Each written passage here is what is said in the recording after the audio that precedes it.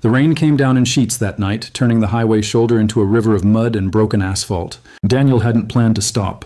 He'd been driving for 6 hours straight, trying to outrun the argument he'd had with his brother, trying to outrun the suffocating feeling that his entire life had become a series of obligations he never remembered signing up for.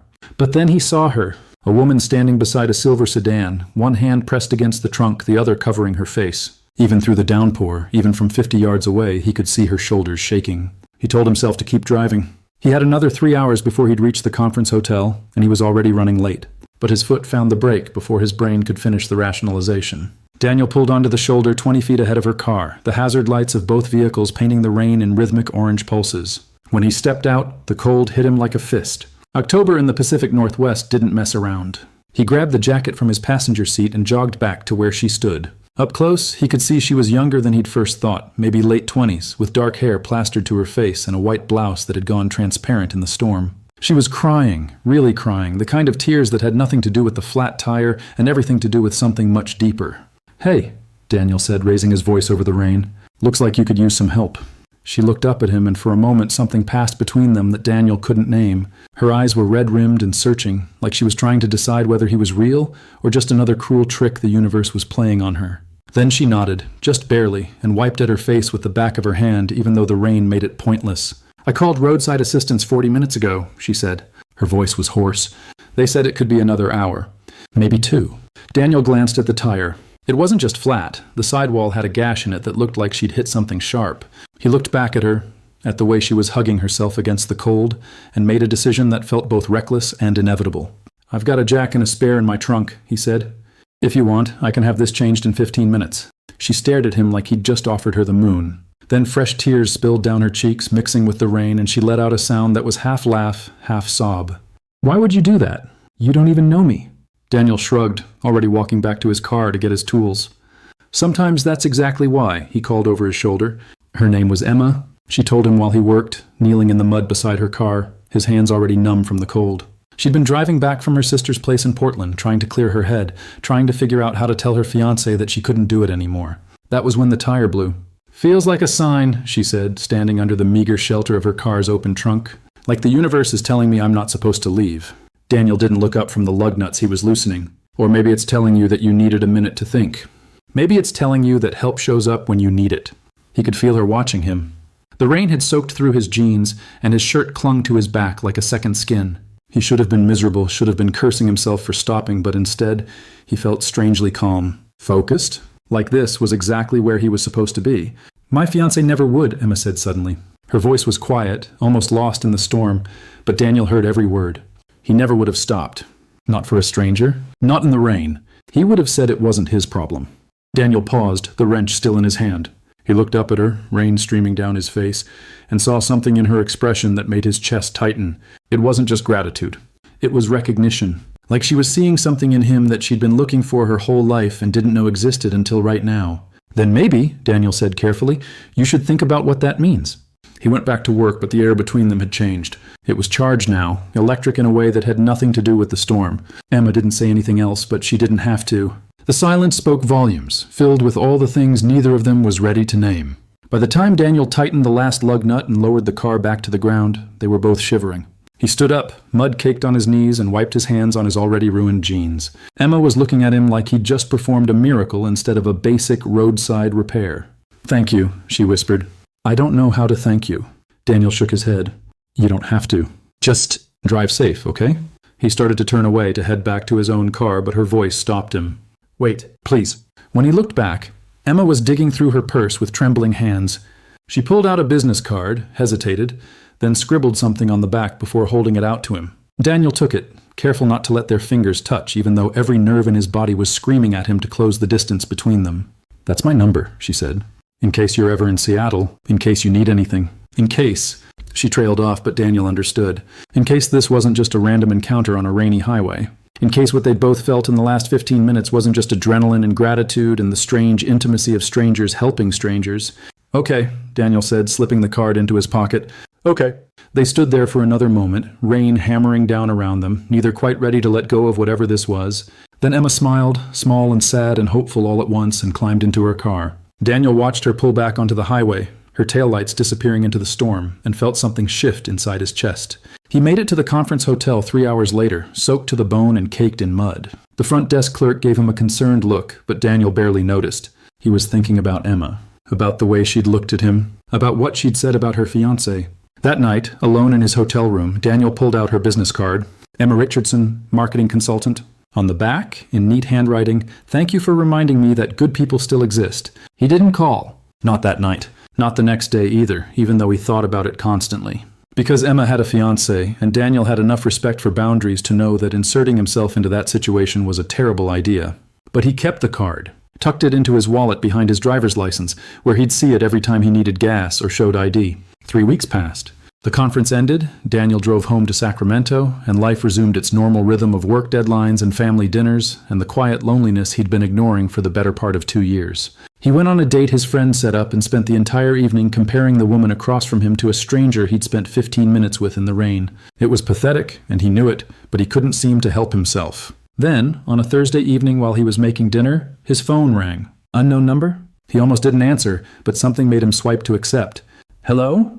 Daniel?" The voice on the other end was hesitant, hopeful, achingly familiar. "This is Emma," from the highway. "I'm sorry, I probably shouldn't be calling, but I found your information through your license plate, and I needed to hear your voice." Daniel's heart was hammering so hard he could hear it in his ears. He turned off the stove, leaned against the counter, and closed his eyes. "Emma, hi. Are you okay?" "I called it off," she said, the words coming out in a rush. "The engagement. I couldn't do it. After that night, after you stopped and helped me and asked for nothing in return, I couldn't pretend anymore that what I had was enough. And I know this is crazy. I know we're basically strangers. But I can't stop thinking about you." Daniel felt like the floor had dropped out from under him, in the best possible way. "I can't stop thinking about you either," he admitted. "I've been trying to talk myself out of it for 3 weeks, and it's not working." Emma laughed, and the sound sent warmth flooding through his chest. "So what do we do about it?" "I don't know," Daniel said honestly. "But maybe we start with coffee. I could drive up to Seattle this weekend." "I'd like that," Emma said softly. "I'd really like that." They talked for 2 hours that night, about everything and nothing. Emma told him about her job, about how she'd been trying to convince herself for 6 months that cold feet were normal, and that love was supposed to be practical and sensible. Daniel told her about his brother, about the argument that had sent him driving through the storm that night, about how he'd spent the last 2 years sleepwalking through his own life. "I think we saved each other," Emma said as they were finally saying goodbye. "On that highway." "I think we both needed exactly what happened." Daniel thought about that long after they hung up, about fate and coincidence and the way the universe sometimes throws people together in the most unexpected ways. He'd stopped because he'd seen someone who needed help, but maybe, in some way he hadn't understood at the time. He'd been the one who needed saving. That Saturday, Daniel made the drive to Seattle. He met Emma at a coffee shop in Capitol Hill, a cozy place with mismatched furniture and local art on the walls. She was waiting for him at a corner table, and when she smiled, Daniel felt everything else fall away. They talked for 4 hours, until the barista gently reminded them they were closing. Then they walked through the neighborhood, hands brushing but not quite holding, both of them terrified and exhilarated in equal measure. "This is insane," Emma said as they stood outside her apartment building. The sun was setting, painting the sky in shades of orange and pink. "We barely know each other." "Yeah," Daniel agreed. "It is. But it doesn't feel insane," Emma continued. "It feels like the first sane thing I've done in years." Daniel reached out then, tucked a strand of hair behind her ear, and let his hand linger against her cheek. Emma leaned into the touch, her eyes fluttering closed, and Daniel felt his entire world realign around this moment. "Can I see you again?" he asked. "How about tomorrow?" Emma whispered. "Tomorrow works." The next 6 months were a study in controlled chaos. Daniel made the drive to Seattle every other weekend, and Emma came to Sacramento on the weeks between. They texted constantly, called every night, and fell into each other's lives with an ease that terrified them both. Emma's friends were skeptical at first, protective after watching her nearly marry the wrong man, but Daniel won them over with patient kindness and the kind of steady presence that Emma had never experienced before. Daniel's brother apologized for the argument that had sent Daniel driving through the storm that night, and Daniel told him not to worry about it. Because if that fight hadn't happened, he never would have been on that highway at that exact moment. He never would have stopped. Never would have met the woman who was quickly becoming the center of his entire universe. But it wasn't all easy. There were hard conversations about Emma's ex-fiancé, who didn't take the breakup well and kept trying to win her back. There were logistics to figure out about whose city they'd eventually settle in, whose career would take priority, how they'd build a life together when they were still learning each other's favorite coffee orders. There were moments when the distance felt insurmountable, when Daniel would hang up the phone after saying goodnight and feel the emptiness of his apartment like a physical ache. There were times when Emma would lie awake wondering if she'd made a terrible mistake, if she'd blown up her entire life for a man she'd met in the rain. But then Daniel would show up at her door with flowers and that quiet smile that made her heart skip. Or Emma would send him a text that said nothing more than, "thinking about you," and Daniel would read it 17 times in a row. And they'd remember why they were doing this, why they were choosing the hard thing instead of the easy thing. 8 months after that night on the highway, Daniel got a job offer in Seattle. He called Emma from his car in the parking lot, voice shaking with nerves and excitement. "It's a lateral move," he said. "Same pay, same title, but it's in Seattle. It's close to you." Emma was quiet for a long moment. Then, "Are you asking me if you should take it?" "I'm telling you I'm taking it," Daniel said. "If you want me to. If you're ready for me to." "I've been ready since you knelt in the mud to change my tire," Emma said, and Daniel could hear the smile in her voice. "I've been ready since you looked at me like I mattered. Come home, Daniel. Come home to me." 3 months later, Daniel's boxes were stacked in Emma's apartment, and they were learning how to share space and build routines and navigate the beautiful, messy reality of actually living together. It was harder than either of them expected. Emma was particular about kitchen organization. Daniel left his shoes everywhere. They had their first real fight about whose turn it was to do the dishes and made up 2 hours later with tearful apologies and promises to do better. But they also had mornings where they'd wake up tangled together and remember that this was real, that they'd chosen each other. That every hard conversation and compromise and moment of frustration was worth it for the way Emma's face lit up when Daniel came home from work. For the way Daniel felt completely, utterly seen when Emma looked at him. 1 year to the day after that night on the highway, Daniel took Emma back to the spot where they'd met. It took some research to find the exact location, but he managed it. He pulled onto the shoulder where her car had been, and they stood together in the autumn evening, watching the sun set over the same stretch of road that had changed everything. "I want to spend the rest of my life with you," Daniel said. He wasn't on one knee. There was no ring yet. Just 2 people standing on a highway shoulder, hands clasped, hearts full. "I want to be the person who stops for you every single time. I want to be the one you call when you're scared or lost or just need to hear someone's voice. I want all of it, Emma. All of you." Emma was crying, but they were good tears this time. Happy tears. The kind that came from being so full of joy that your body couldn't contain it. "Yes," she whispered. "Yes to all of it. Yes to you."